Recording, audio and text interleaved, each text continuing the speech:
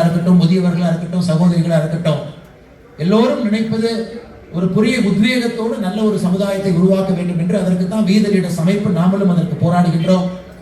அடுத்த சில மாதங்கள், சில வருடங்கள் கூட அடிப்படை பிரச்சனைகளை சரி செய்து அடிப்படையில தலைவர்களை உருவாக்கி, கோயம்புத்தூர் மாவட்டத்திற்கு ஒரு ஓடந்துறை சமூகம் மட்டும்தான் பஞ்சாயத்து தலைவர்களாக இருக்க வேண்டுமா? நமக்கு இன்னும் ஆயிரக்கணக்கான அடிப்படை தலைவர்களை உருவாக்கணும், நேர்மையான தலைவர்களை உருவாக்கணும். அடிப்படை சரியாகும் பொழுது மேலே யார் வந்தாலும் கூட தமிழகம் சரியாக இருக்கும் என்கின்ற அடிப்படையில் தான் இதை நாம் கையெழுத்திருக்கின்றோம். வருகின்ற 12ஆம் தேதி, ஜூலை 12ஆம் தேதி ஞாயிற்றுக்கிழமை சாயந்தரம் 4 மணிக்கு பொள்ளாச்சியில நம்முடைய வீத லீடர்ஸ் அமைப்பினுடைய முதல் மாநாடு நடக்க இருக்குது. பொள்ளாச்சியில முதல் மாநாடு இருக்கின்றோம்.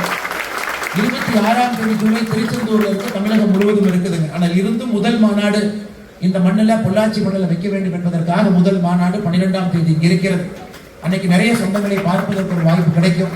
இன்னைக்கு எல்லோரையும் தனித்தனியாக சந்தித்து பேச முடியவில்லை. உங்களுடைய அன்பு எங்களை எல்லாம் பிரமிக்க வைக்கிறது. நிச்சயமாக என்னுடைய கண்ணிலிருந்து ஒரு துளி கண்ணீரை கொண்டு வருகிறது உங்களுடைய அன்பு.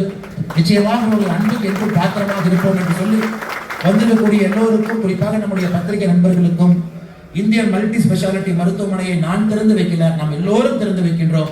நீங்க இங்க வர முடியாத காரணத்தினால ரிப்பனை மட்டும் நாங்க மேல வெட்டினோம். எல்லோரும் சேர்ந்து திறந்து வைத்திருக்கின்றோம். உங்களுக்கு வாழ்த்துக்கள் சொல்லி உரையை முடித்துக் கொள்கின்றேன்.